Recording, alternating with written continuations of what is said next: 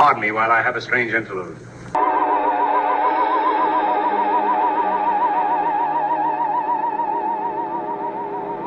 There is nothing else.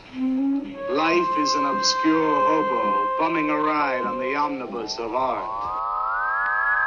Along the misty corridors of time, and in those corridors I see figures, strange figures.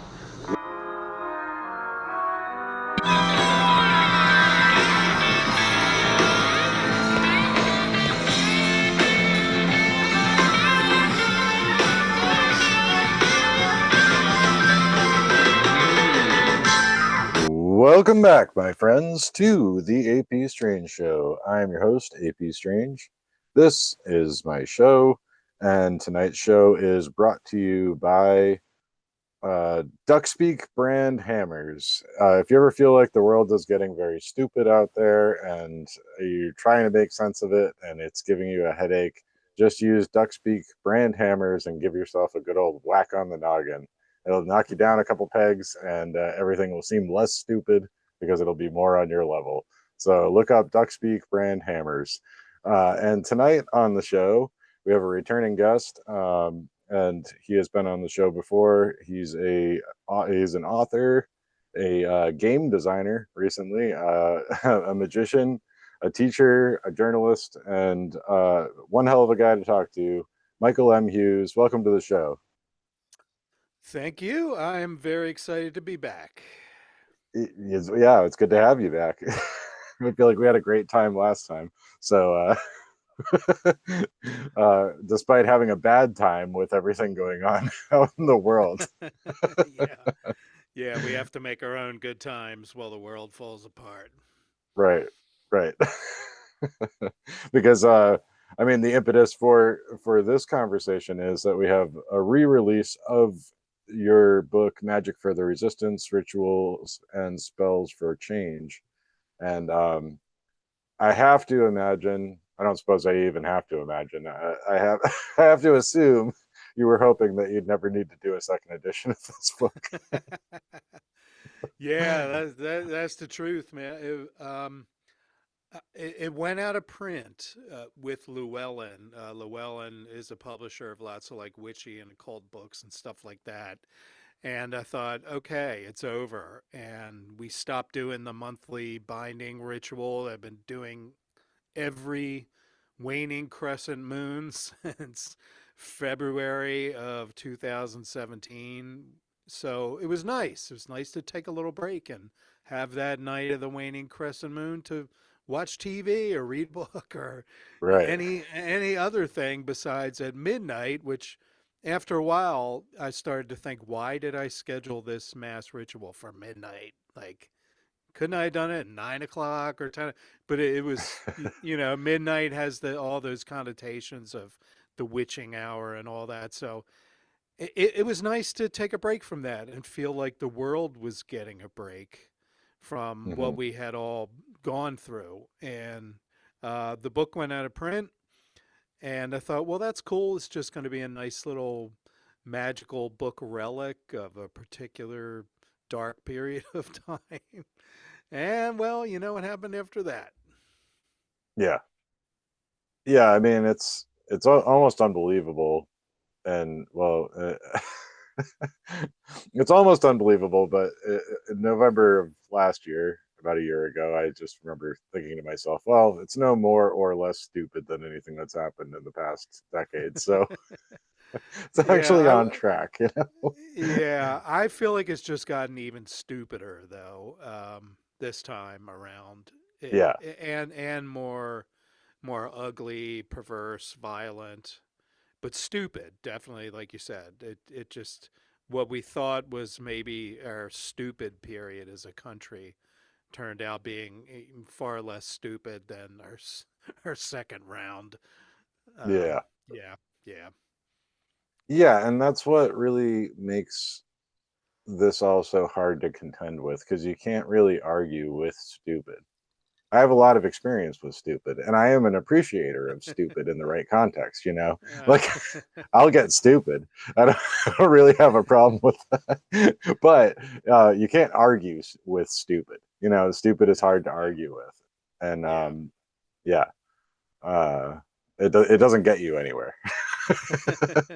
No, no, you might as well be arguing with your dog, with your cat or your dog. You know, you probably have a better argument, honestly. Or a brick wall, you know, like Or a brick wall, yeah, exactly. Or a brick wall. yeah, yeah.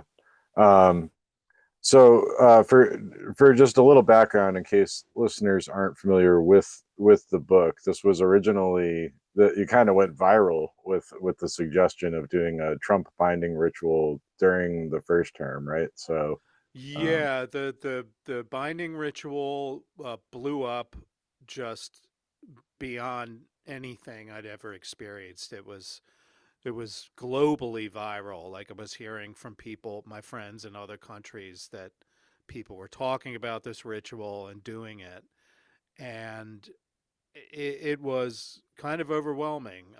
It charted the course for my life for through the present in a way that I just completely had not expected. So after the ritual had gotten so big and kind of became a regular thing and was covered in pretty much almost every large mainstream and alternative news organization had something about it at some point, I thought, well, shit, I should like write a book, particularly because after I launched that ritual and it got so big, I started doing a little more research, like historically, and people were telling me, "Oh, you know what? This reminds me of this. This mhm, reminds me of this from history," and I had some understanding of kind of recent history through the like in the 1960s and 70s because I kind of modeled the binding ritual on what the Yippies had done. I loved the Yippies. I loved the idea that they were throwing money on the floor of the stock exchange and mhm, watching traders scrambling for dollar bills. And yeah, when they, of course, when they tried to levitate the Pentagon to exercise the spirits of the demons of war during the Vietnam War, like I love that stuff. That to me is like activism, and that's what I modeled the binding spell on. So I knew some of that, but and I knew about Operation Cone of Power, which was Gerald Gardner and the witches trying to stop Hitler from invading England, things like that. But then I started really digging and finding there were so many instances of people using magic and rituals to push back against oppression. mhm, And then I thought, so shit, well, I should write a book about this. There's lots of great material, and it hadn't been really covered through that lens before. So that's what I did. I pitched it. My agent reached out to Llewellyn, reached out to a bunch of places, but Llewellyn really wanted it. So the book came out in 2018. The other thing about that book is they wanted me to finish it and have it come out by the time of the midterm elections. So the 2018 midterm elections. So I had to write the book in a matter of months. Like, and mhm, that's yeah, unheard of, and it almost killed me. It right, like I was not living a normal human existence. I was working a full-time job. I would come home, say hi to my wife and my kids for a few minutes, then like go down to my dungeon basement office and just work on this thing until I just couldn't keep my eyes open anymore. And I was a shell of a human being when I was done because not only was I like writing and researching all this stuff and reading a lot of books for the research and doing a lot of online research, but I was developing these rituals and kind of like testing them out because you really yeah, can't just like write a ritual. You have to do the movements in it and make sure everything makes sense. Like you're lighting the candle at the right time, or so there's yeah. just a And in some lot. cases, you need other people there to yeah help it work, Yeah, and yeah, yeah, like yeah, yeah. Yeah, so I was just like a total shell of a human being, but we got it out in time for the midterm elections, and there was a particular ritual I wrote called the Blue Wave Spell that, again, hundreds, maybe thousands of people, a lot of people took part in that, and there indeed was a blue wave. So that Hmm. felt nice to have something come out that was timely, that people felt attracted to and wanted to do, and it felt successful. Like it felt like our Right. energy was in the right direction, that sort of thing. So, yeah, but then well, go ahead. I'll let you. Well, I was Well, just going you to run mention this. Yeah. too, the all the while you, as you described a shell doing all this work, you're also getting harassed by the press and like dealing with social media on top of it too, right? So, because I mean Yeah. this was a viral thing that stuck around. It was, um, Yeah. I Yeah, there was remember a. that time because you were on social media a lot, like talking about it and Oh stuff, yeah, the So, the rich. It wouldn't have blown up without social media. It really right. is a product of the social media era, and yeah, it was podcast and radio interviews. Some it was on like everything from like you know the best. My favorite moment was like Tucker Carlson tried to get me on his show, and I was like, there's no goddamn way I'm going on Tucker Carlson show. But I kept leading him on just for the hell of it. And then at the very last minute, I'm like, F you, man. I'm not coming on your garbage show. Why would I do that? So that was Right. kind of satisfying in kind of a childish sort of way. But then a woman, Amanda Yates Garcia, the Oracle of LA, she's known as, she went on his show, and I found out she was going on a show. I had no idea who she was. And I'm like, Hmm. oh shit, this could be terrible. And I was just terrified. I thought, what if she says something that's awful and it's used against me or my family and all these people doing this? And then she was amazing. Like she blew Yeah. him off. She bewitched him. She just completely and totally bewitched him. Yeah, so that was great. But yeah, it was overwhelming. Also overwhelming was doing this ritual. I would often it was once a month at midnight. So I'd get together with certain friends who like doing it. Sometimes people invited me to go do it for them with them, and it was just a lot. Hmm. So clearly, when it seemed like the target of this ritual was gone, and I really did believe he was gone, especially after January 6th and what happened. Uh, it was a relief. It was a relief, and it felt like maybe sanity was coming back into the. Maybe there's a little Hmm. sanity replacing all that stupidity. Right. Yeah. Uh, but the world is a strange and stupid place sometimes, and here we are again. And so of course, the interesting thing was people uh, when when we realized there was going to be 45 was going to be 47, it people started asking about the book again. They're like, hey, it's getting harder to find a copy of this book, and Llewellyn was not going to reprint it.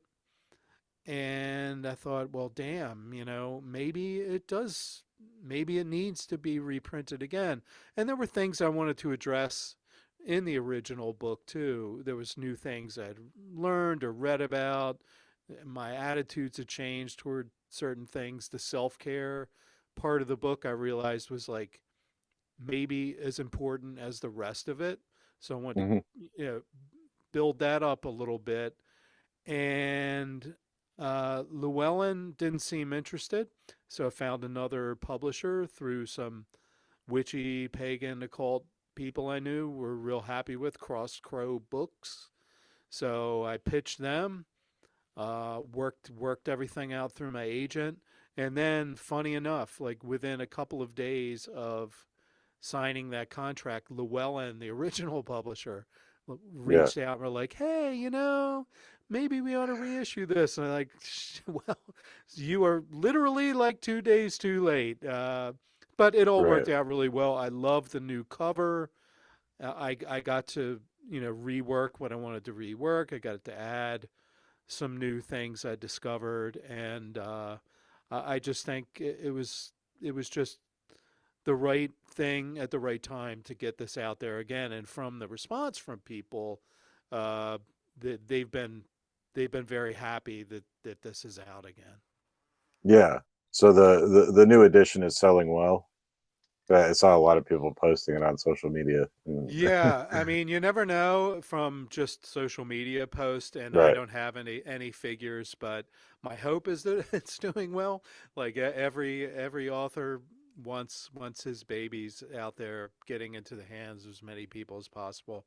But I Yeah. hope so. I feel like people the resurgence or the growth of interest in magic and witchcraft and occultism and activism has only gotten bigger. So my Hmm. my, my assumption is that there are more people reading it now than there were before.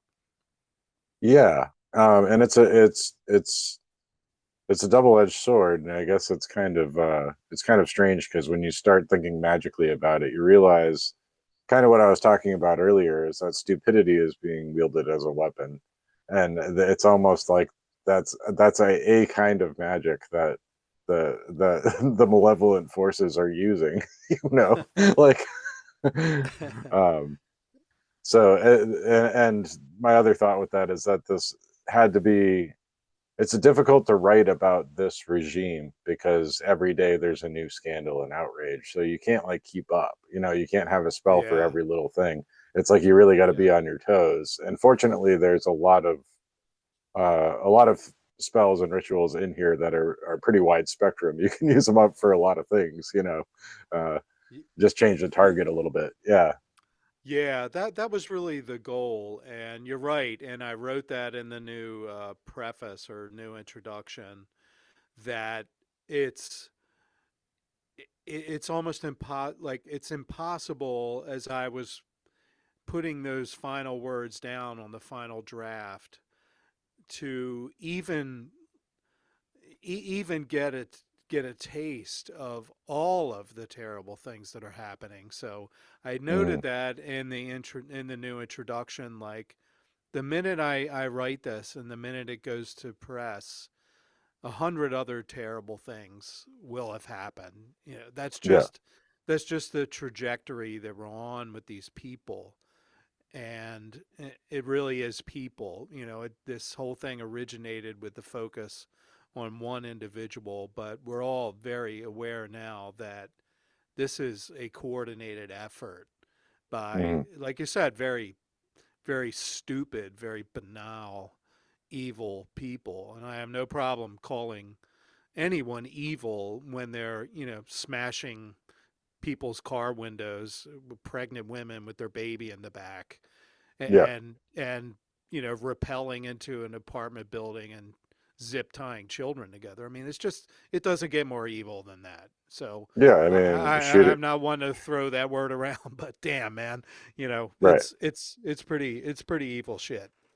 Yeah, I mean, like shooting a priest in the face with a Yeah, smoke pellet and then laughing about right, it, right, or right. knocking down old people, elderly people. Yeah, It's just like, and my fear is that it's just, and that's what fascists and authoritarians do. They just try to beat you senseless mhm, and leave you just numb to the atrocities and the outrages.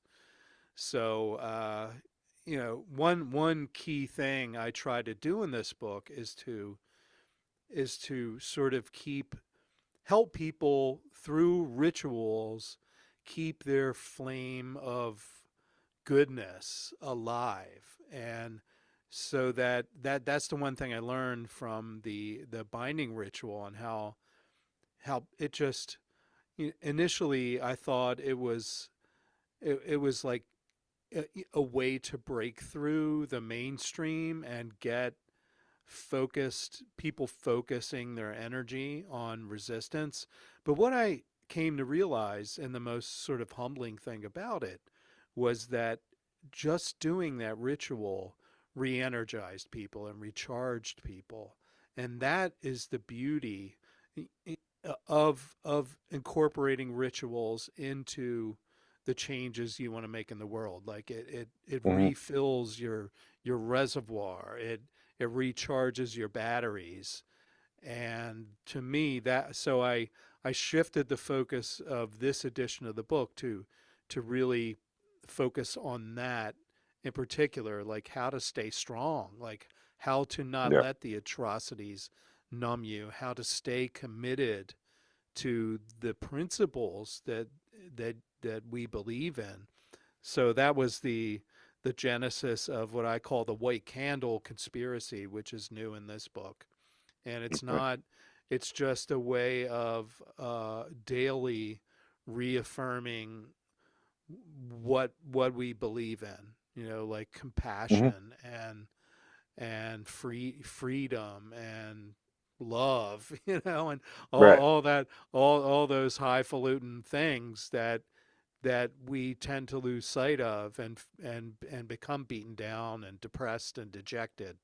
So that was a big shift in this edition of the book, because I realized, number one, rituals were a great way for people to recharge and stay focused even when they're feeling burned out.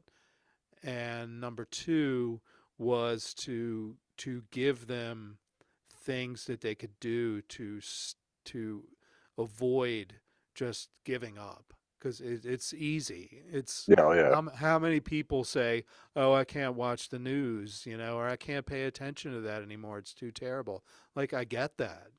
Hmm. I totally understand that. At the same time, if people stop paying attention, then they're not paying attention, and the people doing all the bad stuff just continue to get away with it. So that was kind of the dual.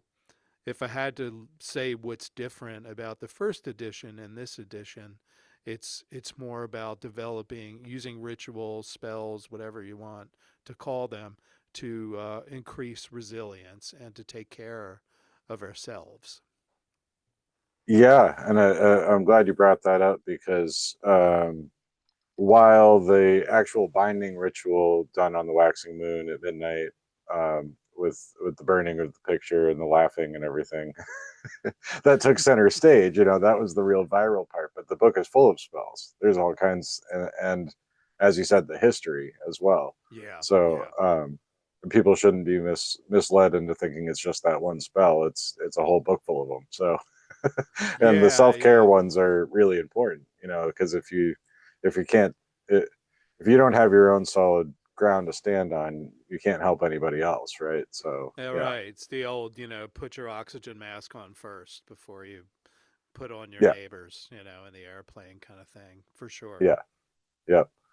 Um, and it got me thinking too that especially with the historical examples you used, like the Yippies levitating the Pentagon, is that sometimes something can simultaneously be like performance art and a publicity stunt and real magic. And through all of these means, it just inspire people, raise awareness. Like, that's magic. It's a rippling effect of intention throughout the country, using mass media, like using that kind of tool that normally is impenetrable and controlled by corporate interests, if we're being honest. Yeah, you know yeah.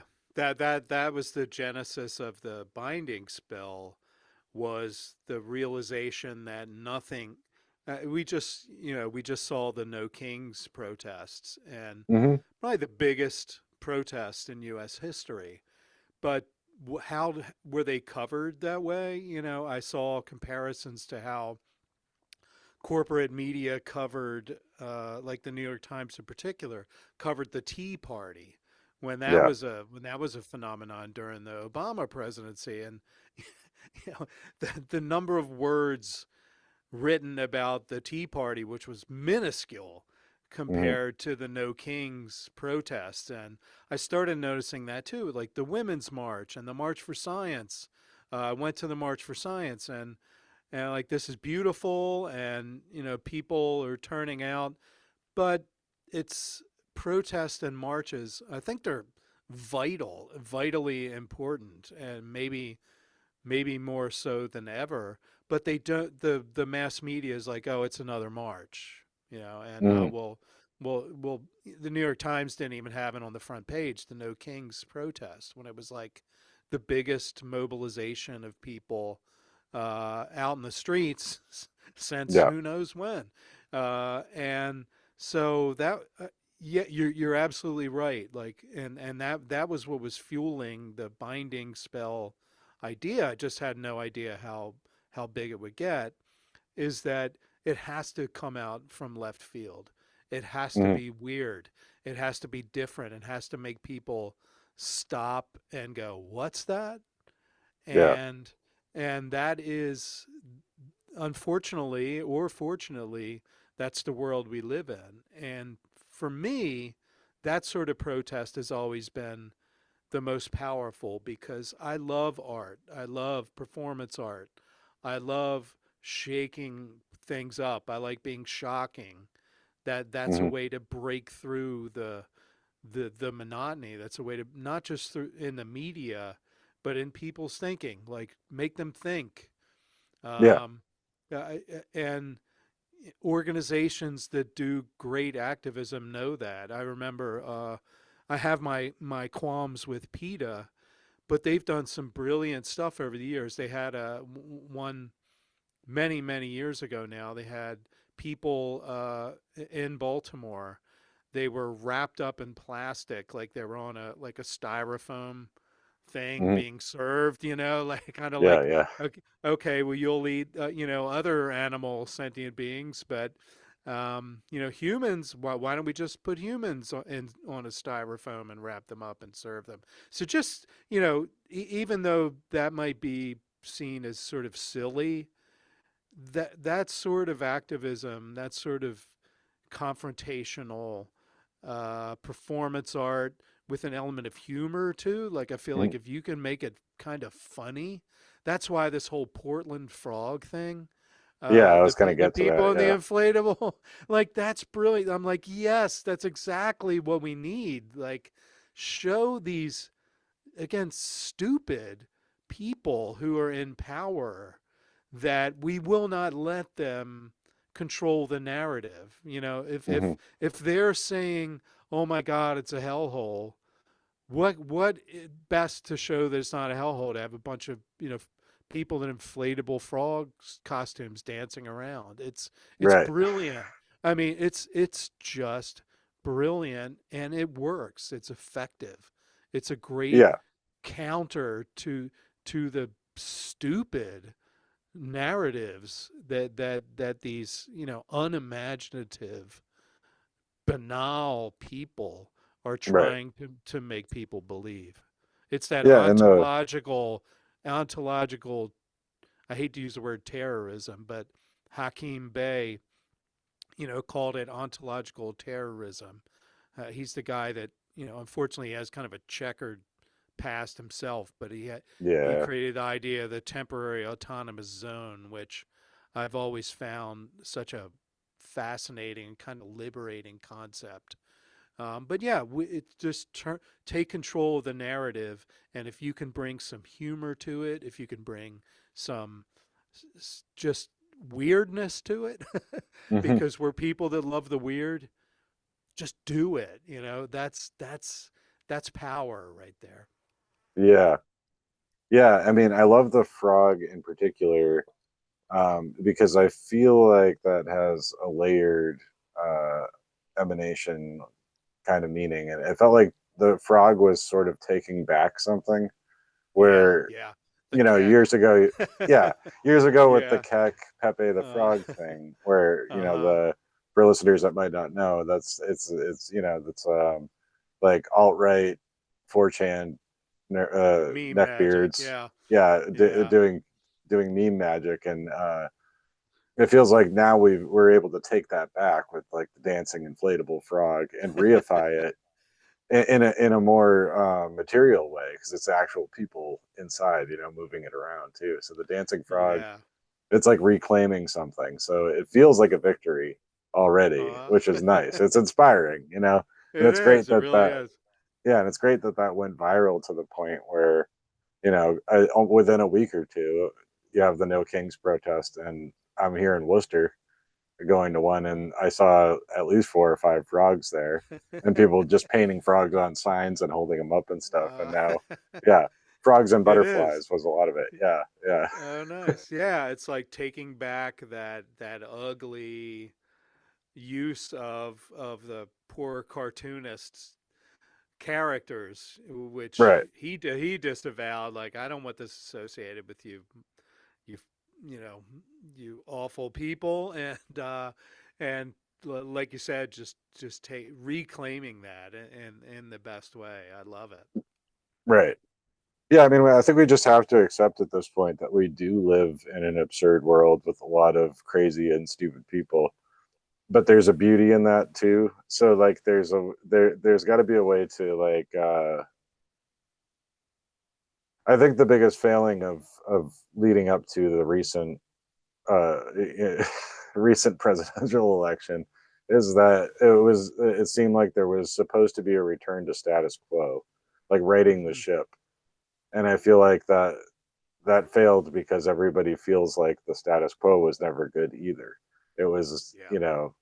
um so nobody was satisfied really with the Biden years, and it could be frustrating because we live in a binary world where people are assuming if you're vocally against Trump, then you must be pro Biden or you must be pro Harris, and it's just like, well, Hmm. I don't have. Really anybody but Trump is good. Is really where I'm at. I don't Yeah. really have to be hugely in support of the old establishment machine. I don't think that's Yeah. good either. But I mean, all Yeah. these things kind of lose meaning after a while because see, I was worried I might go on a tear during this because it's so difficult to talk about without doing it. But nothing irks me more than Trump being defined as an anti-establishment Oh person, God. and that was happening a lot. And it's like, no, he's just vulgar. Like he's not an Yeah. The anti-establishment. He is short-fingered vulgarian. Yeah. right. Yeah.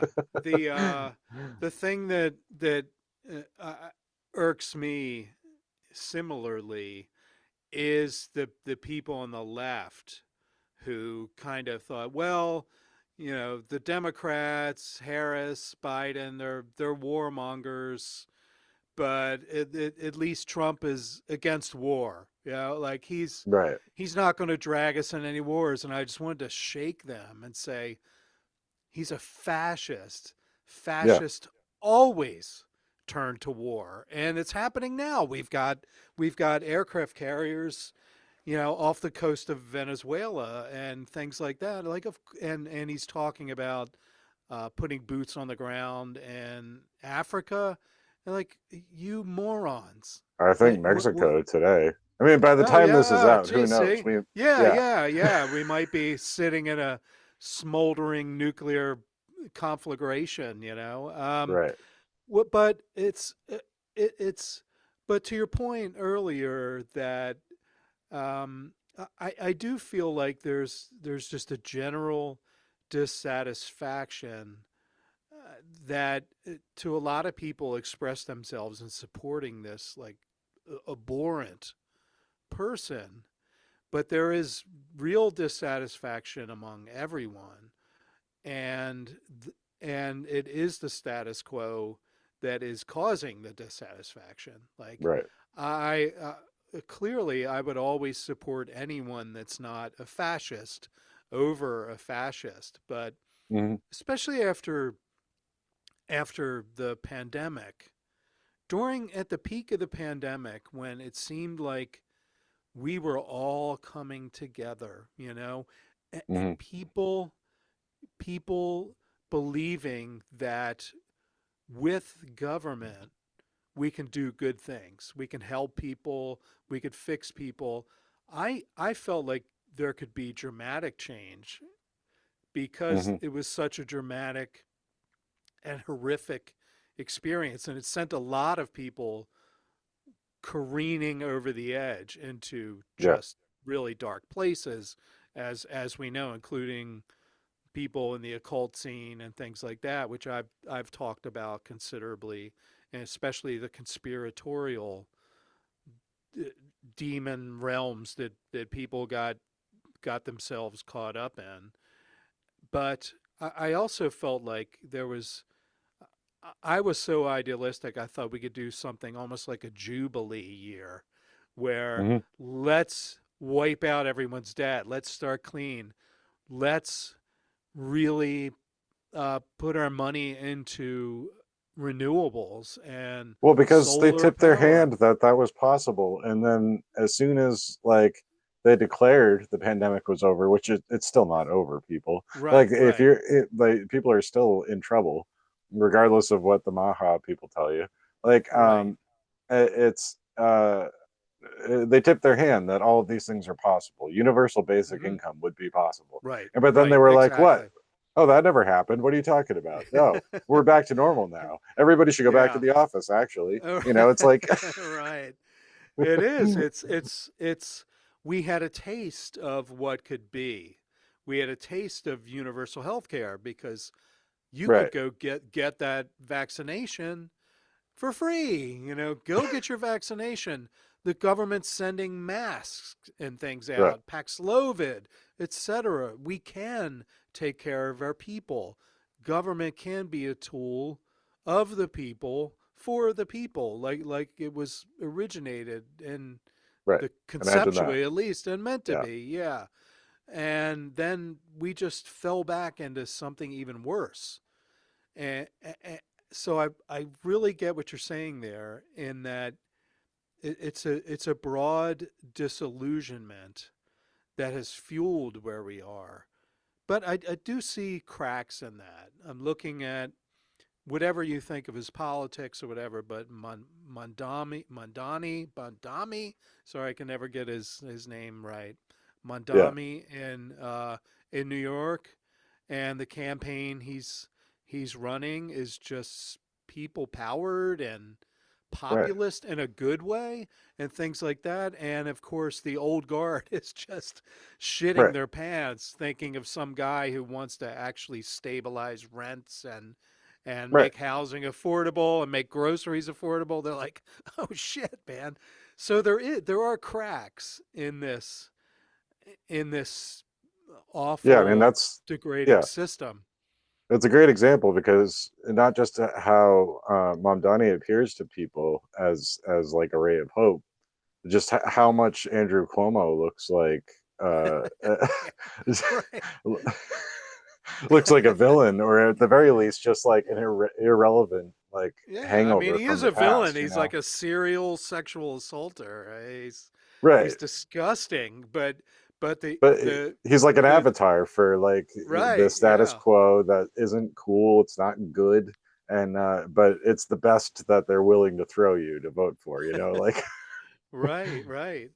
So I do feel like there are cracks in this black iron prison that we're in, and it's that's what sort of keeps me going, because it is like we were talking about earlier. It is really easy to feel overwhelmed, to give up, but I do believe there's enough humanity in the majority of people.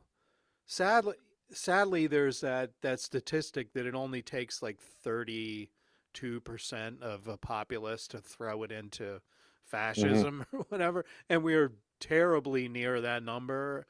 hmm I suspect, but I do believe, and I'm seeing uh, with what's happening, especially with immigration, what's happening with ICE, the just horrific abuses, people seeing armed soldiers on their streets, listening to the rhetoric from people like Stephen Miller, demonize, like just vile, like stuff Mm.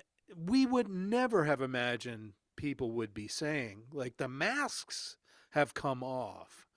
The Mm. wickedness is full frontal and Yeah. in your face with these folks. I have to believe that that's starting to churn in some of the MAGA brains. The people who like, Yeah. well, yeah, I think that those terrible illegals should go back to where they came from. But that nice lady that cleans my neighbor's house, she seems nice. What why do they have to Mhm. go after her? So I feel like some of the absolute atrocity of it has to be grinding at some of these folks. Not to Right. mention just the fact that everything is just as expensive as it was, getting more expensive as it was. So on just a simple basic level, and now with SNAP disappearing, like I worked in a food bank for about I guess a year and a half, and I went out and talked to people. This was pre-pandemic. Or just towards the end of the pandemic. I was working at the food bank here in Maryland, and I would go out and talk to people in line. It was kind of my job, like writer, reporter, journalist, and it's appalling. I mean, it's Mm. appalling. These people who are struggling and working their asses off, working multiple jobs, trying to feed their kids and things. Like, what kind of hellhole have we become that we've got people in power who are degrading the people who are hurting the most in our society and our country, just mocking them, telling Mhm. them they should just get jobs when they're working their asses off in multiple jobs. Just the sheer, again, I hate to keep coming back to this word, but it is evil. And Yeah. of course, the irony of it is these folks at least nominally call themselves Christians, Yeah. which is makes absolutely no sense at all. But here we are nonetheless. I mean, that's the face of many modern evangelical Christians, is the face that Jesus would come back and slap the shit out of if like, Oh yeah. what are you doing? Yeah. These are the people that he flipped the tables over. Like. Yeah, yeah. He'd probably like beat them over the head with a table. It's Right. the sheer unchristian. It goes against every like how could you read? Well, I guess probably a lot of them don't. They just Right. listen to their mega pastor or whatever talking about how much money they can make. But shit, man, like, can Well, you it's just read get one of those red letter Bibles and just read that and think yeah, about that a little bit. the Cliff's Notes version. Right, right. Well, the Onion had a headline today. It was a bit crude, but I thought it was funny. Where said Mike Johnson says he's the not jerking off kind of Christian, not the feeding hungry people Christian. That's and again, That's what. it's it's That's the it's the focus of his onion. Christianity. Yeah. Yeah, it's the onion that tells the truth when Right. times are this absurd. Again, it's hard to write satire and parody. It's very difficult because it's hard to believe that we're living in such a theater of the absurd play, Yeah. whatever it is. Just, but but it takes satire to clarify and Mhm. and and to get to the truth. So yeah, the Onion is more relevant than the New York Times or the Wall Street Journal or in times like this. Oh yeah, because I feel like I have to shout at the news, like I'm like trying to correct them in real time with their language. And it's like, the military has shot another boat full of suspected drug dealers out of the water. And I'm like, murder. What they did was murder. Right, That's right, called murder. right. We have a name for that. Yeah, It's just yeah. murder. You The know? I mean, as a journalist, when I luckily I just kind of write weird stuff and the things I'm interested in. I don't Yeah, write yeah. hard news.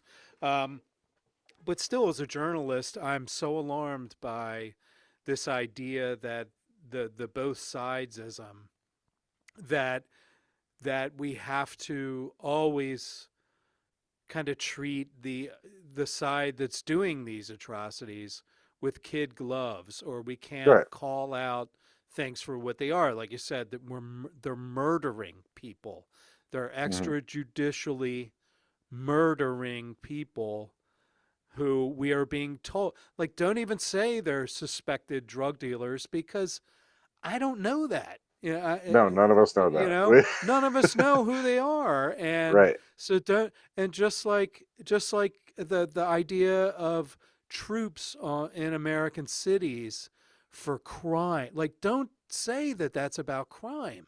Right. Like, don't Yeah, because I'm don't talking about don't. like NPR too. I'm listening to NPR and Yeah, they're like, oh, what are the benefits of deploying the military? And it's like, no, no, no, no, no.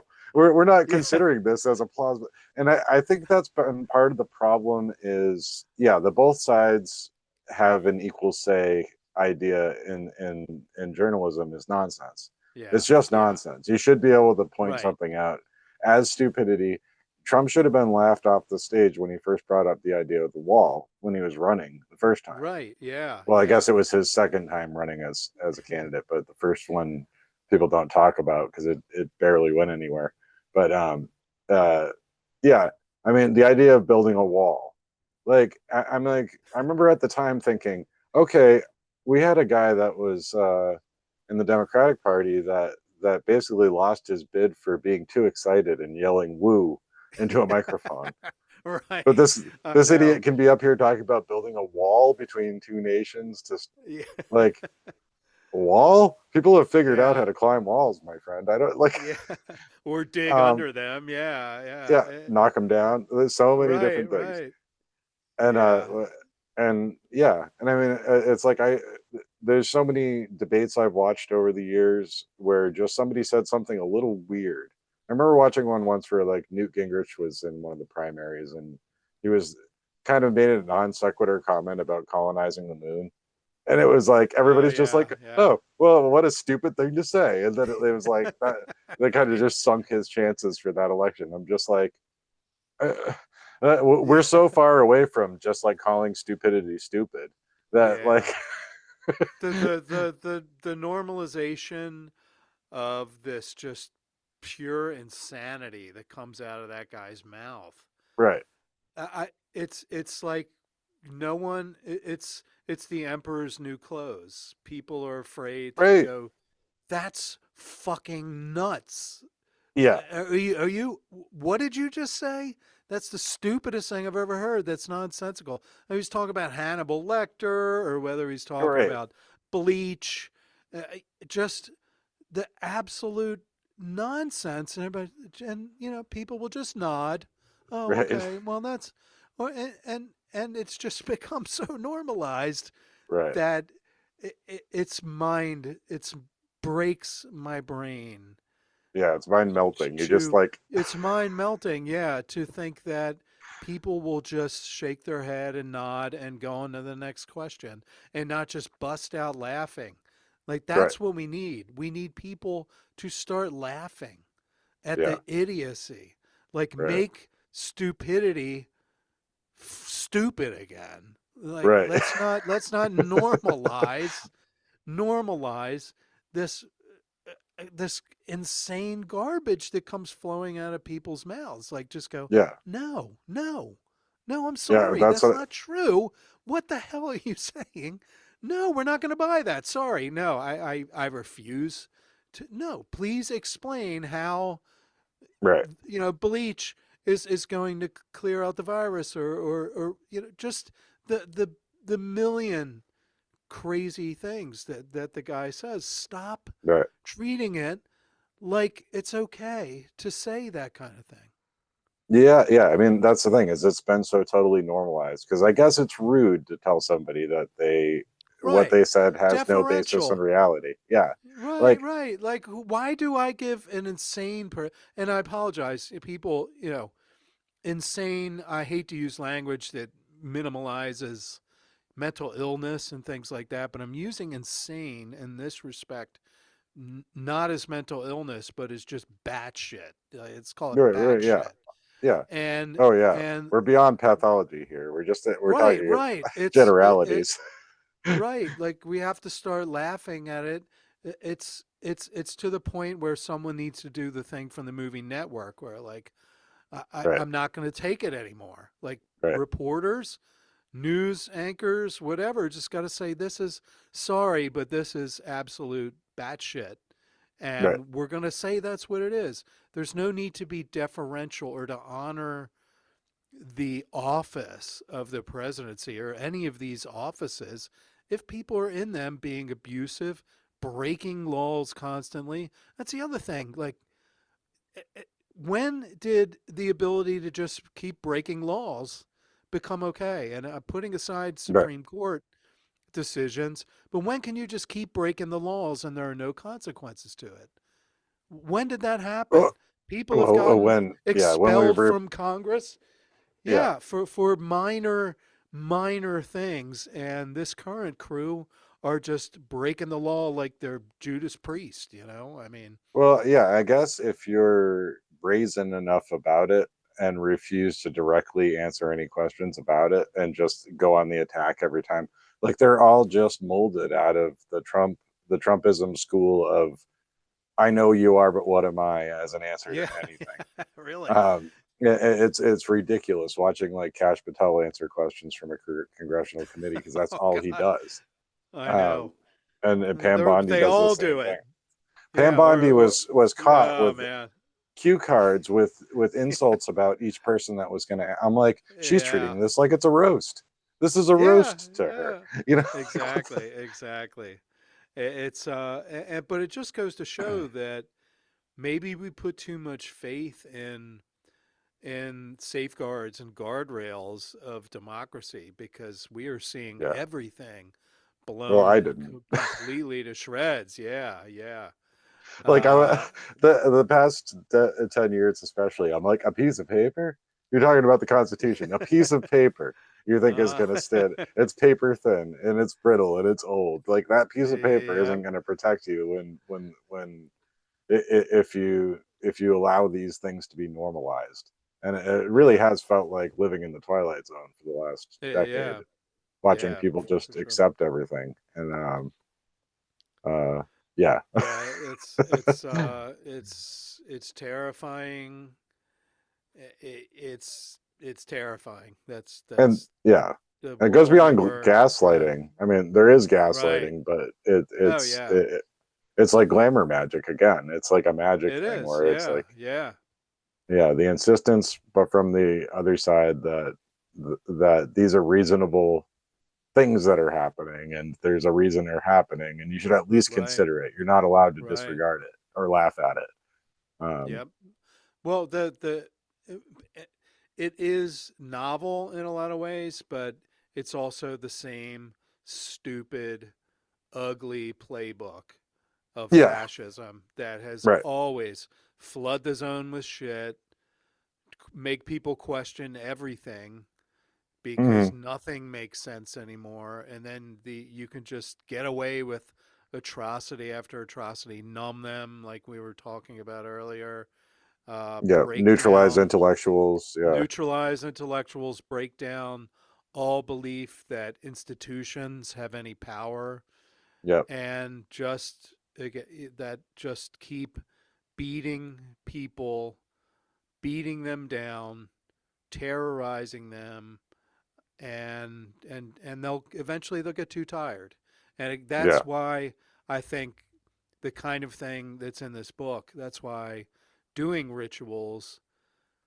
doing things where you reiterate and confirm and pledge that you will fight And that's the other important thing about resistance is it can't be just drudgery. It Hmm. has there has to be a level of joy that you bring to it. I've always kind of understood that. I've ever since I was a little kid, whenever I saw somebody getting picked on or whenever I felt there was some kind of injustice, I felt like my true self when I would say something, when I would stand up for it. Not that I've always been perfect or that, you know, but I've always felt like at my best when I'm standing up for something. Like it's a Hmm. good feeling. Yeah. It's a powerful feeling. Even if I mean, there were times when, like during the first Gulf War in particular, I was terrified for my life. I was because I had a little "No Blood for Oil" sticker Hmm. on my bumper sticker on my car. I got run off the road multiple times. I got maced by a group of Yeah. guys that followed me. I felt terrified all the time that I was watching my country turn ugly and violent. It was the first whiff of fascism that I Hmm. felt, and that was decades ago now. But it was very real, and but even then, even when I was marching and surrounded by militarized police, even when I got dragged off the street in Baltimore and had a billy club like shoved up in my crotch by a cop, Hmm. I still felt like I was doing it still feels good to do the right thing. There's like endorphins or serotonin or something going on there. Hmm. And I think it's important to cultivate that even when it feels like you are losing or it's futile, allowing yourself to feel that feeling of power, the power of doing what's right, the power of standing up against what's wrong Hmm. is is a is an energy of its own. You know, not in obviously, you know, you don't want that to get in a self-righteous sense and overtake you that way, but when you're standing up to something like you watch videos of people going up to these ice goons and Hmm. letting them have it, you know, and just watching that, I can vicariously feel like, yes, that needs to be done. Like, get in their face, tell them to Hmm. get out of your community, tell them to leave that woman and that child alone, yell at them, tell them they're losers for, Hmm. you know, pulling a mother away from her kids and just let it out. There's a Public Image Limited verse Johnny Lydon saying anger is an energy, you know. Like it Yeah. doesn't always have to be angry, but it can be righteous in like a pure sense of standing up against things that are just wrong and evil and letting yourself feel that can keep you going, and it's the antidote to that getting beaten getting just beaten down and giving up. Let yourself feel that passion when you know you're standing up for what is good and true and right and Hmm. compassionate and is is just engaged in protecting other people or things you care about. Like feel it, Yeah. feel that Well, energy, it's having channel that. conviction. Yeah. Yeah, and I think a lot of people haven't felt that. I've been lucky that that's always been kind of what I'm drawn to and who Right. I am, and maybe to a fault, I don't know. I'm sure there's, you know, some psychological baggage or something in there, but nonetheless, I think a lot of people are afraid to let themselves feel that. But let that energy Hmm. manifest. Like stand up, get right in the face of the wickedness and say Yeah. no. I'm not going to I'm not going to countenance this. I'm not going to support it. I'm not going to let you do terrible things to hurt people. Right. Yeah, and that shouldn't be a controversial take. Right. Yeah, It's a yeah. But It's amazing that it is. Yeah. not everyone is drawn to that, and a lot of people are afraid of it for good reasons. No, yeah, I know. Yeah. And i- i- the life of an activist has its issues. I've been fired from jobs. There's been bad things that have happened because I've been very out there and open and active. But so a lot of people, that's not who they are. That's not their character. But I feel like when things get so extreme, I would encourage people to like let yourself feel that.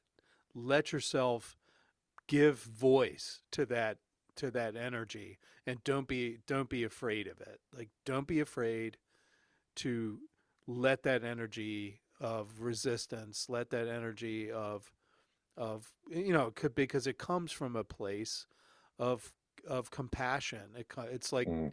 good trouble. Like don't be afraid of good trouble. Do good Yeah. trouble. The world needs good trouble.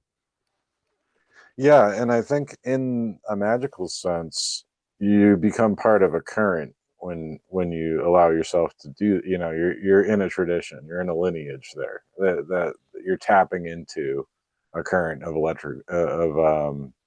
magical energy, for lack of a Yeah, better for term. sure. Yeah. For sure. Yeah, it's like that's a great way to think of it. And especially you can look back at, people do ancestor magic and things like that. But I've got a candle with the civil rights activist John Lewis. I Yeah. made a candle with John Lewis. I made a candle uh, with Martin Luther King, things like that. Like take those people that embodied that current and work them into your magical practice Hmm. if you have one. Elijah Cummings, who was a congressman of mine for a long time. I made a candle.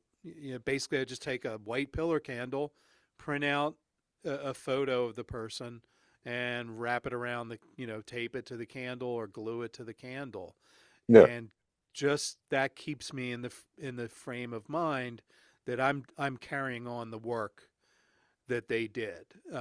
And especially if it's personal to you, like Elijah Cummings wrote a letter for me when I was jailed, when I went to jail for a victory celebration of Obama's election.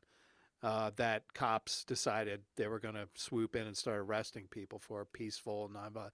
So I have a connection with Elijah Cummings. So he's kind of the ancestor, one of the ancestors on my altar.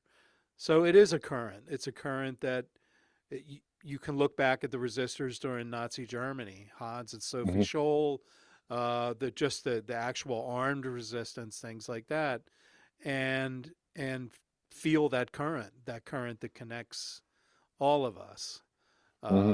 all of us who are doing this kind of work for the betterment and against oppression and against just horror and just the dehumanization of our fellow beings. Yeah, I mean, I happen to think this is a current that goes back probably as long as civilization had, but I'm thinking a particularly appropriate one now is looking back toward like the French Revolution, because I think that's kind of, we're really at a let them eat cake moment. Yeah, yeah. Just the other night or last night, the news cycle goes so fast. But Trump and friends at Mar-a-Lago had a Gatsby party, Right. so they were all dressed up like twenties elite, Hmm. and when people were also suffering, and it's just, I mean, Yeah. you can't even if you wrote that in a book, it would just be too ridiculous. No one would believe it. Right. It's kind of a cliche Yeah. now that if you told this story in a writer's room, no one would believe it because it's Yeah, it's it's too on the nose. I guess it was too impractical for them to all individually go piss on F. Scott Fitzgerald's grave. Right. Exactly. Exactly. But Uh, yeah, I've often said that with the stuff that happens, it's like this all feels like a fever dream that Franz Kafka woke up and sketched out and then said, nah, nobody would buy that and threw it away. yeah, yeah, like Kafka, J.G. Ballard, Philip K. Dick. Yeah, Throw it all into a blender, and Orwell. It's, The Handmaid's Tale. All the dystopian fiction, all the absurdist takes on human existence. Throw it all into a blender, yeah, and you pour it out, and you're drinking a 2025 cocktail for right. sure. It's pretty bitter and gross. Yeah, it's too many ingredients. So again, the absurdity of the time, the resistance to the absurdity has to kind of come at it with an equal absurdity. Yeah, I think that again, back to the frogs, the Portland frogs, is such. It's exactly the energy that I was going for when with a lot of these rituals. It has to come out of left field. It has to take mm, people and shock them and or amuse them. Anything to break them out of the, oh look, there's an aerial photo of like a million people marching, ho hum. yeah, But the frogs, you get the frogs up in the face of the ice guys. mhm, That's novel. That makes them go, huh? right. What's going on there? Oh, interesting. So Yeah. yeah, that's always been my Oh, inspiration. I think it's more important now than ever. yeah. When I went to the most recent one, it was I was in full clown garb with a rubber chicken, and I I was saw holding a that. I sign. saw the Yeah. photo. It was beautiful. Yeah, yeah. I love And it. I I thought about like if I had to start the Baltimore character that showed up at these rallies, I thought maybe the Baltimore Bigfoot, like if I could get a good Bigfoot costume, and then there you go. Yeah. big foots would start Yeah. popping up at these rallies. Like, let's get the cryptids in there somehow. Or if I was in West, what if Mothman showed up at the No Kings rally in West Virginia or something? Just Right. more of that, please. Like more of the weird, more of the shocking and funny and passionate. Let's It's because the worst thing that can happen to a narcissist is for someone to laugh at them. Yeah. They hate that. It Yeah. goes back to the emperor's new clothes. It's just going to take people to say, you're a fucking moron, man. No, Yeah. you're gross, you're disgusting, you're nasty. Yeah. No, you're lying. Yeah. Just no, we're not going to sit here politely as if you're even remotely telling the truth. We're going to start laughing at you. Like, just Right. laugh, mock them mercilessly. Gavin Newsom, for all his faults, I think his social media team really understands that and was doing some real jujitsu with Hmm. the stupid like AI slop that was being posted by the administration and stuff like Yeah. that. Like, turn it against them. Say, if you go low, we're not going to go high. We're going to go Yeah. low, just as low as you, and we're going to laugh at you because you're Yeah. laughable. Yeah. Even lower, hopefully. Yeah, go lower. Yeah, yeah. But at the same time, so like I value it's there's something about just going low for the sake of low that doesn't work, though. It's got to be Right. low but with style, Yeah. low but with a creative twist, or low but at the same time funny, and Yeah. A not little in bit of a wit. not in a Yeah. like, oh, Trump showed a video of him pooping on us. We'll make a video of us peeing all over him. No, that's just Right. that's that's not the low. The low is doing something creative and inspirational that makes people laugh, chuckle, think, oh, that's clever, clever and low. Hmm. Yeah. Yeah, I mean, that's where I have some difficulty because it's like South Park really kind of seemed to make a dent with a lot of their, but I just don't like South Park. It's just like it's kind of crude humor Yeah, to me.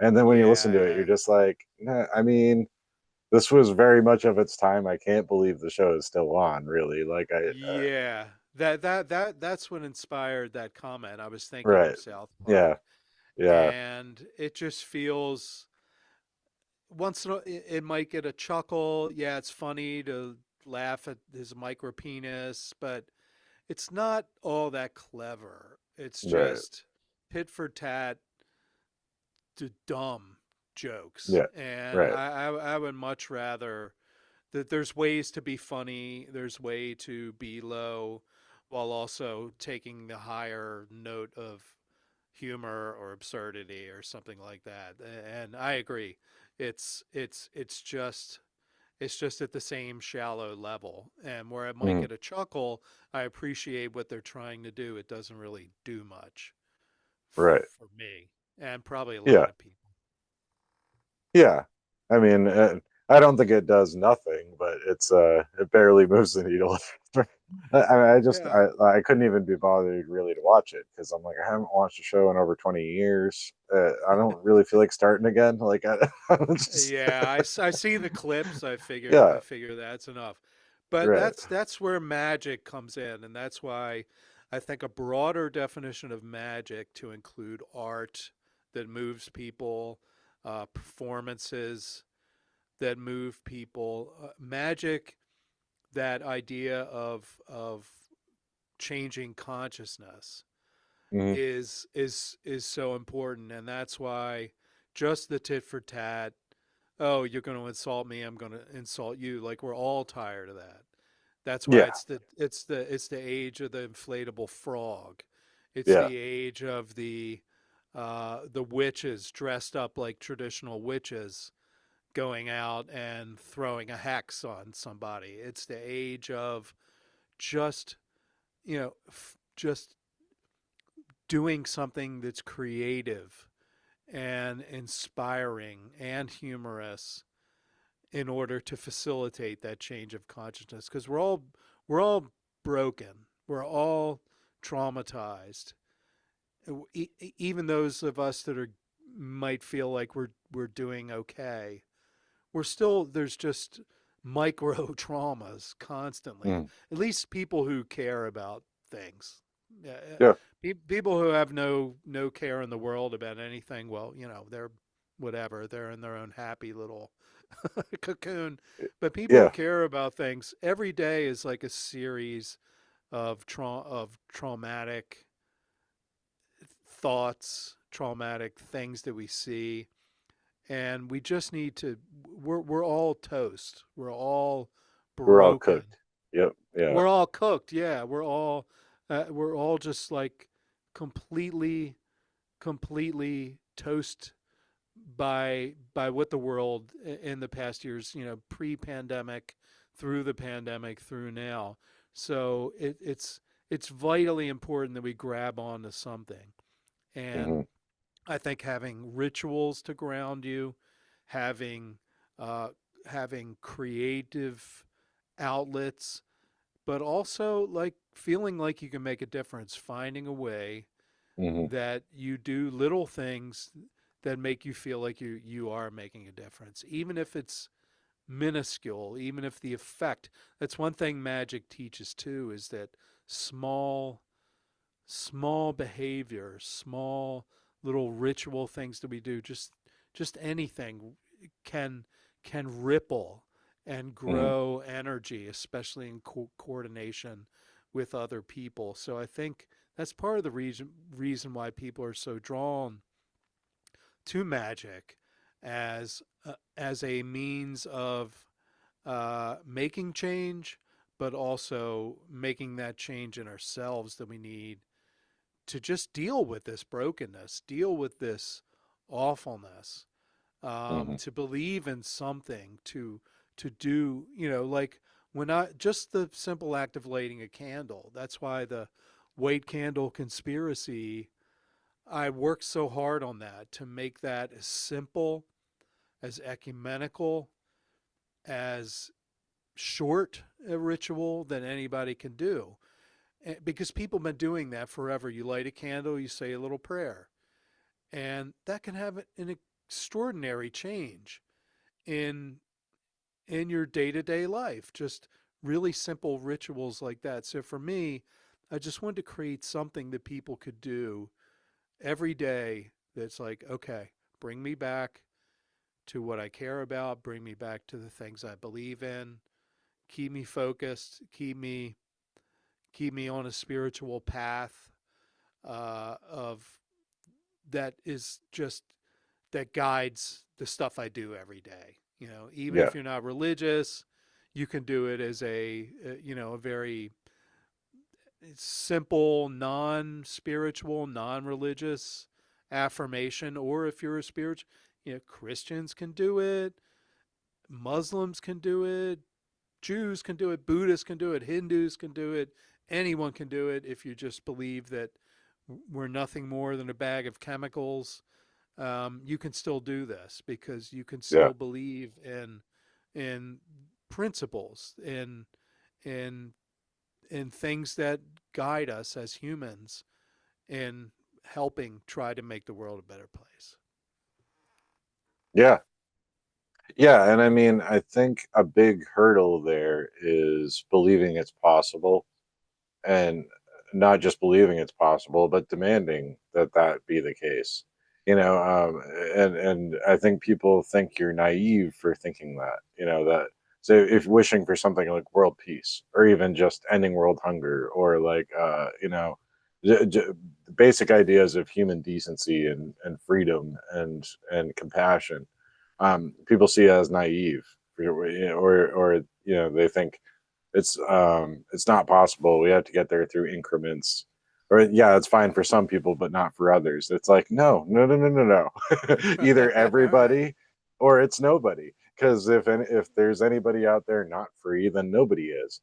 Yep. That's Yep. really how simple it is. And Yeah. having those convictions. And for people that don't practice magic, not normally, the idea of ritual seems alien, but I think people don't realize that they're engaged with ritual all the time. They have their own little personal rituals that they may not recognize as such, but they're there, right? And Yeah. Yeah. it's not that much of a leap to uh, take advantage of what you've laid out in the book with various rituals, especially the white candle stuff, because Hmm. we have a serious lack these days of communal um, experiences that you share with people all over the place.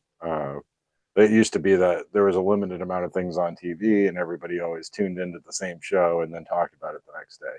And that kind of thing doesn't happen anymore. We're not synchronized on the stuff. Yeah. Anything that anybody wants is on demand all the time, right?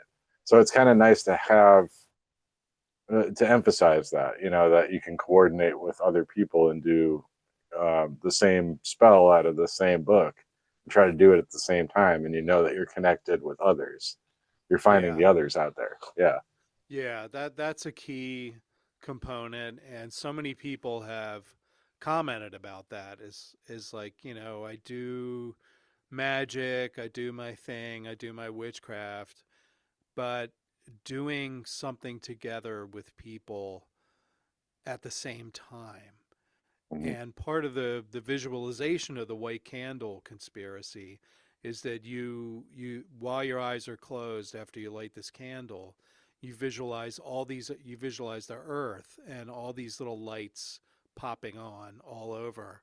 And since it's done by time zone, you can imagine it rolling over like the US if you're in the US. So like you could Hmm. see it's just a good visualization.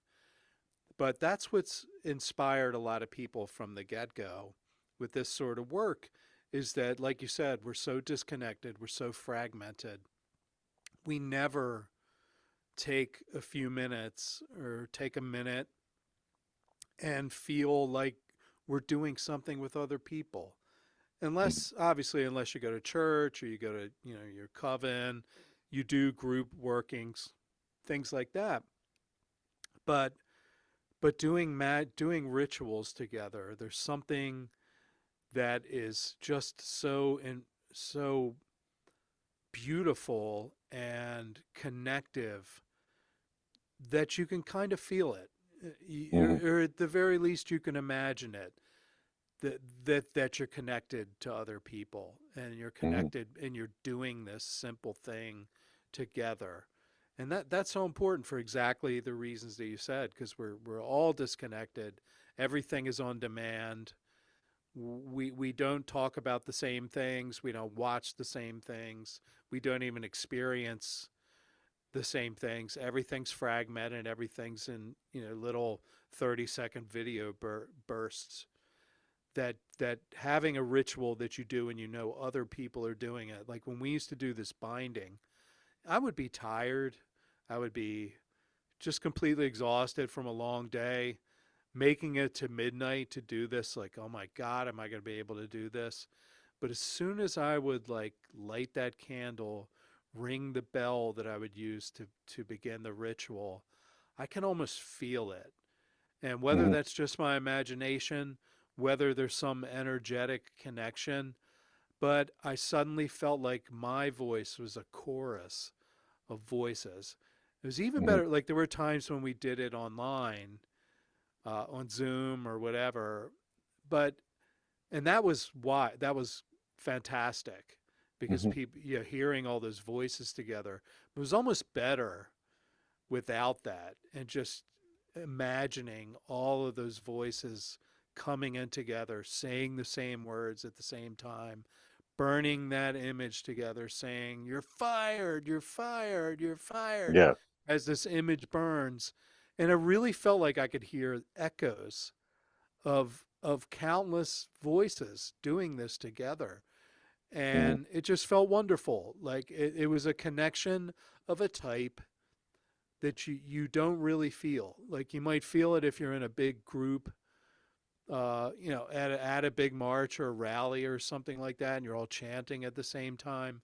But in the privacy of your own home, you don't get that experience. But this was like so profound and so just it was moving. It was really moving to know that certain words were being said, certain ritual movements, a tower card inverted, just little things like that. Knowing that that was going on, that was rippling Mhm. across space, was really beautiful, and I'm still kind of in awe that became like that became something that people were doing. Yeah. Yeah.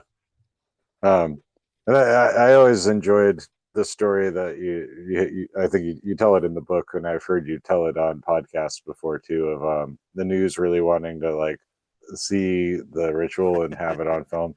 And you're just kind of like, well, some people are going to do it outside Trump Tower, I heard in New York. Yeah, I lied. I just straight up lied because I wanted them to leave me alone and stop Right. bothering me. But then it And turned out that people were, though, right? yeah, So, the witches showed up, and it was beautiful. It was just, and that's when my mind. That's when the GIF or GIF, the guy with the head yeah. exploding. That's what happened to me then when I saw that, because I had just finished the first time doing the ritual. There were about 40, 50 people in a backyard in Baltimore, um, very close to a Fox News station, which is hilarious. Yeah. And we had a fire going, and at that point, like all of that building up to that moment just peaked, and I was shot. Like I went and sat down. That's when my friend showed me on his phone CNN with the picture of the witches outside of Trump Tower, and that's when my head just that's when I was like, okay, this is my life is this is the weirdest, wackiest thing that's ever happened to me, and it's just reached its pinnacle. Um, So yeah, that was really a trip. That was a moment I will never ever forget for Yeah, sure. yeah, yeah. And I mean, I kind of alluded to it earlier, but I think it's important to impress upon people like this is what I like to call kind of like open source magic. It is very ecumenical. It's not and you're upfront in writing it that your background is kind of a mixed bag. You're not like claiming to be an initiate of ancient mysteries schools that you're not allowed to talk about or anything like that. So, Right. Yeah, um, I meant it to be ecumenical because I am not an adherent of any particular tradition. My first experience with magic was Wicca, Scott Cunningham, mhm, solitary practitioner book, a witch. I met at a New Age bookstore, gave me a copy. So I'm like, oh, this sounds cool. I'm going to do this. And just really got caught up in that. But like many things, I'm very kind of fickle. mhm, And so I started reading. That was also the early internet. So I was reading a lot from chaos magic. That really gripped me.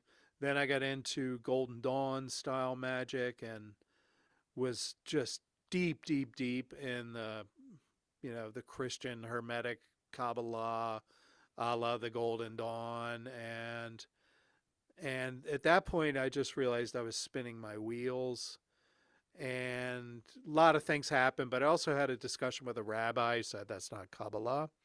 If you want to mhm. know Kabbalah, go study with a rabbi. And I thought, yeah, you might have a point there.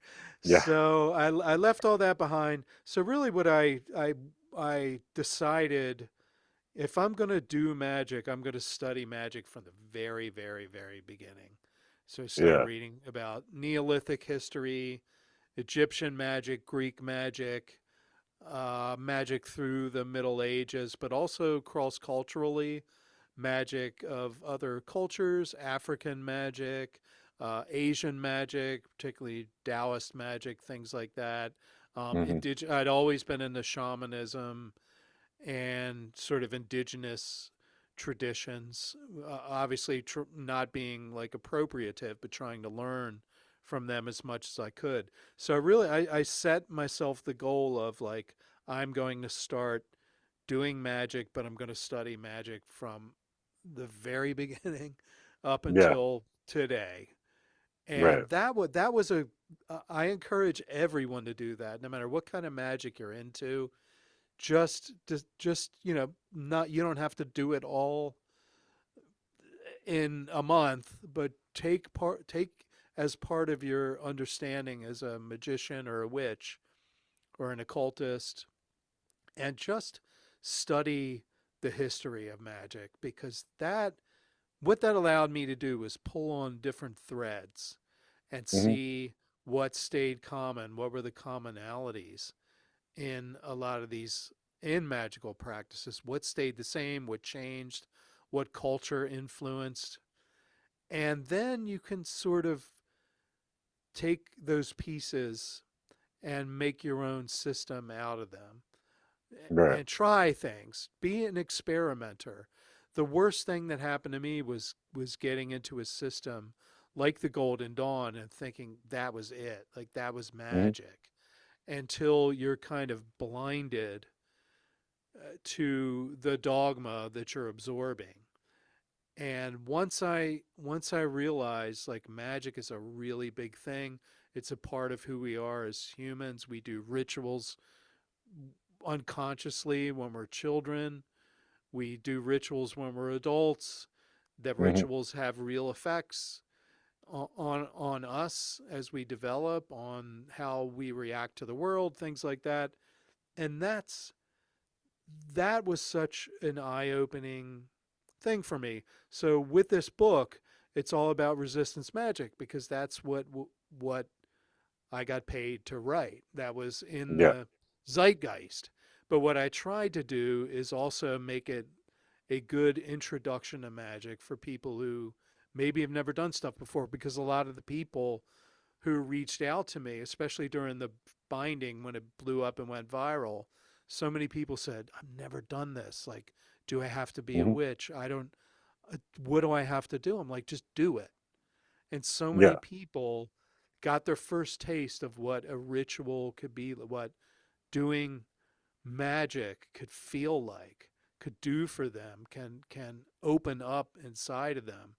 So I wanted those people to be able to pick up this book and just go, oh, okay, and look at these rituals, and then go, well, if this ritual is, let's say, I don't know, pick one at random.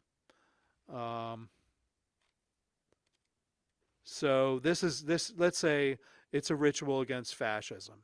Let's say, Hmm. well, maybe I could just take that instead of using it as it's written, use it as a banishing ritual for something else that's a Yeah. problem in my life. So really, it's the idea is to make it very flexible and adaptable so that someone can go in and kind of learn what magic is just by reading and realize that they can change any of this, that they can Hmm. do part of it, that they could take one aspect from here and plug it into there.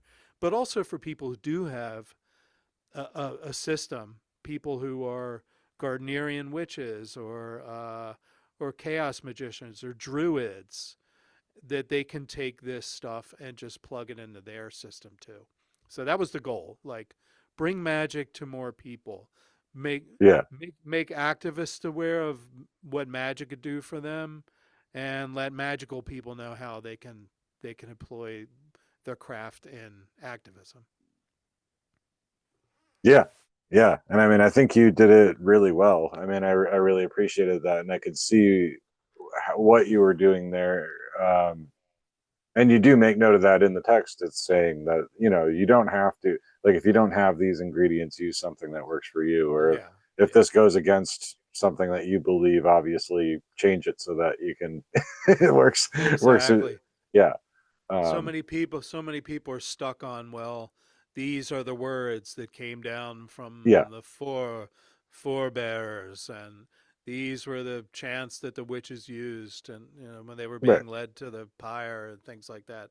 And it's just simply not true. Like grimoire magic, it's Hmm. sure, and there is something to using words that have been used by other people and that Hmm. have sort of an energy all of their own. I'm absolutely not against that, and I like tradition, and traditions are great. But you also, I think people need to realize that the magic is you and Hmm. what you do and what you bring to it. It's not in the words that are printed on the ancient grimoire. It's you engaging with those words. So if you Yeah. want to build your own rituals, that's what you should do.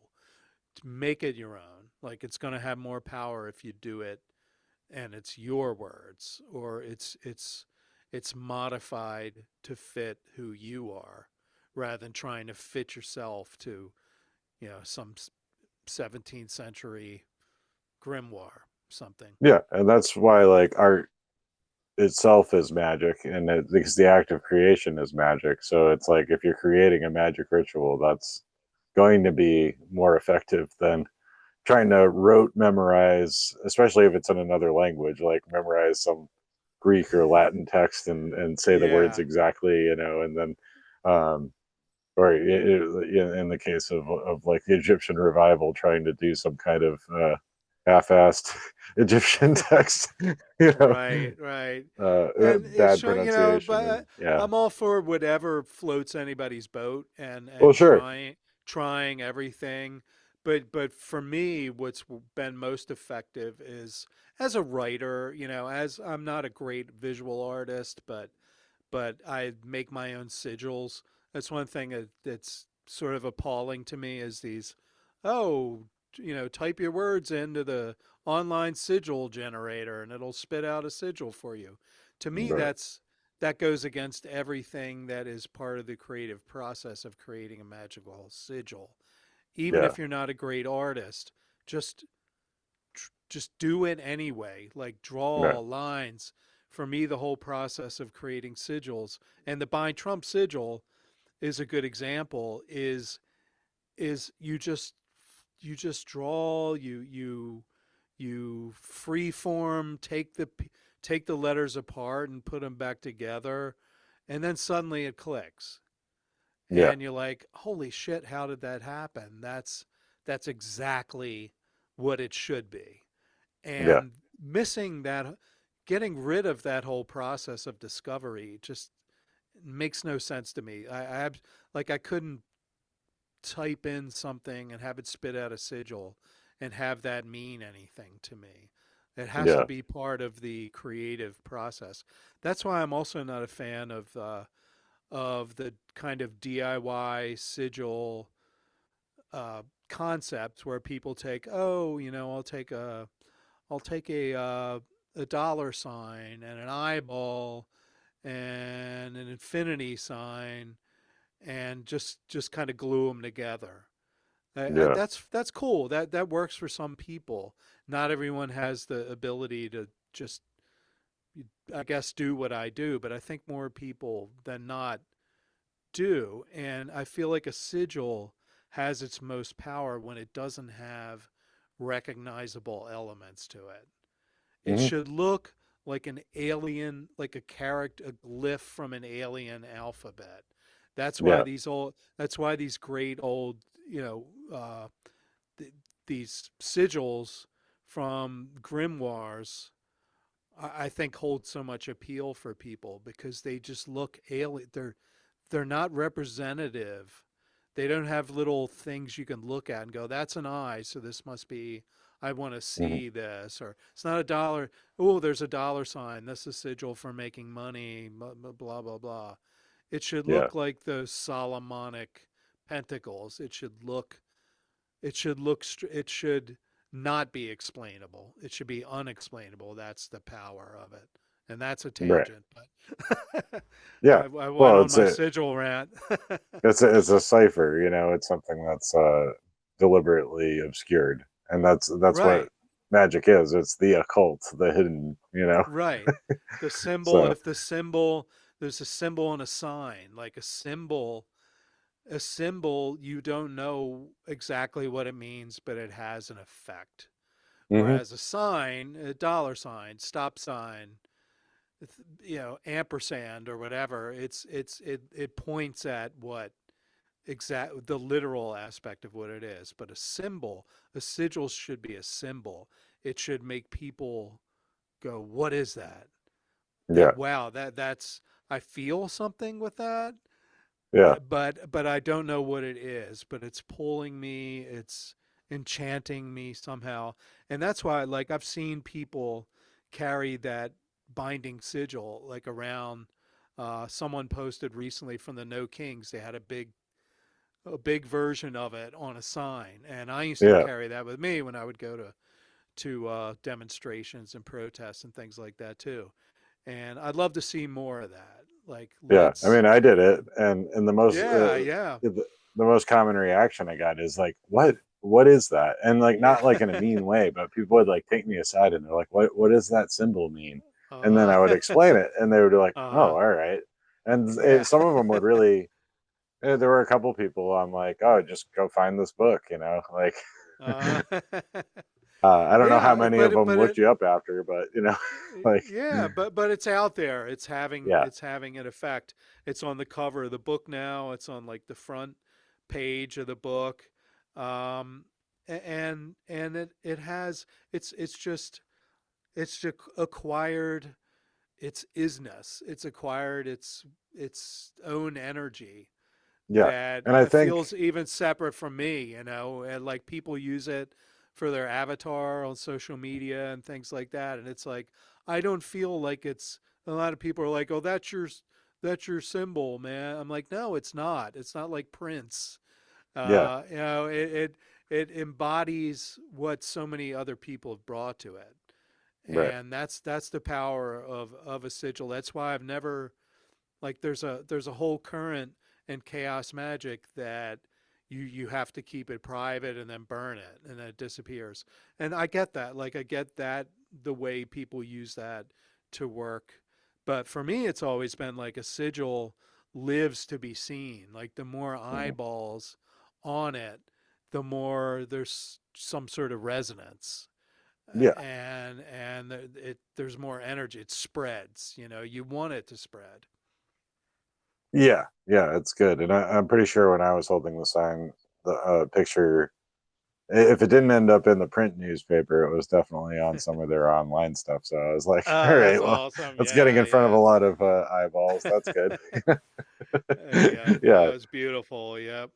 but it And it's does like kind what. of charge the symbol more the more people look at it. Yeah, I think so. It goes Yeah, against that uh, Austin Spare idea of the sigil, but there's that's just one school of thought, right. valid and useful. That's how I used to do sigils, burn them and then let them go into my subconscious or wherever they need to go. But I believe magical symbols are meant to be seen, and they have power when they're seen by as many Yeah, people as possible. yeah, I think so. And just the act of people being puzzled by it momentarily is, Yeah, the puzzlement's good too. I mean, yeah, let them yeah, like, what is that? It's the because we all see this funny signs and we laugh, but here's this weird symbol. What it's some of these people are carrying. What the hell does that mean? right. That's an energy of itself. Yeah, yeah. Yeah, and I mean, you can't be too careful either. I'm sure there were some people that worried that it had some kind of sinister meaning or something like that.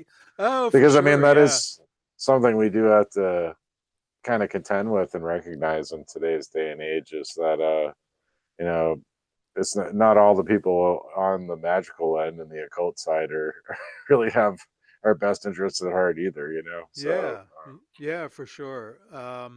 And a lot of people did say that when I first started putting this out there, especially on some of the Facebook magic resistance groups. They were like, "Well, I don't know what this is. I can't just adopt the sigil. I don't know what it is." And I'd be like, "Well, I can tell you how I originated it and what the meaning behind it, what it's meant to inspire or do." And they're like, "Well, how do I know you're telling the truth?" Like they thought yeah, it could be a sigil for make me rich and get laid by 1,000 people, or something like that. right. When so, sure, maybe you think I might be that kind of person, but I'm not, I'm really being honest with you. This is meant to empower this idea, this movement, this particular ritual. So, you never, yeah, there was a lot of skepticism, Mhm. um, but there's skepticism about everything. So all you can do is try to be sincere and hope that sincerity comes through. Yeah, yeah. Well, I think in this case it has. I mean, it, it was quite a phenomenon when this first broke. You know, as we've talked about tonight, and I'm really glad to see that the book is out in the second edition and people can get it because it is updated and it contains more than it did before. And as we've been talking about, you can modify and change these as needed because every day is a fresh new hellish horror. So we Yeah, have to contend with. exactly, Yeah, yeah. exactly. Um, so for people that are looking to get a copy of the book, where's the best place to do that? Well, I always say if you have a local bookstore, an independent bookstore, um, especially if it's a spiritual, new age, witchy, occult bookstore, they need your dollars. So I would ask at the store. They could certainly order it. I think it's being distributed through Red Wheel Wiser, which is a very big, Hmm.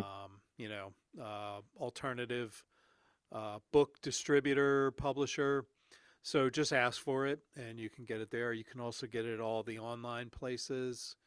Lately, I've been pointing people who need to buy it online to bookshop.org Yeah, because they support local independent bookstores. So you can pick the bookstore you want to benefit from your purchases, other than that, that giant billionaire owned Hmm. uh, conglomerate, that we've all used.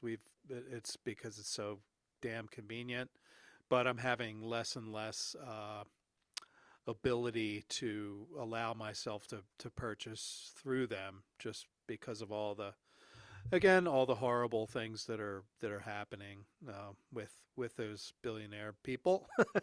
Yeah. So yeah, I suggest bookshop.org, but always ask your local bookstore.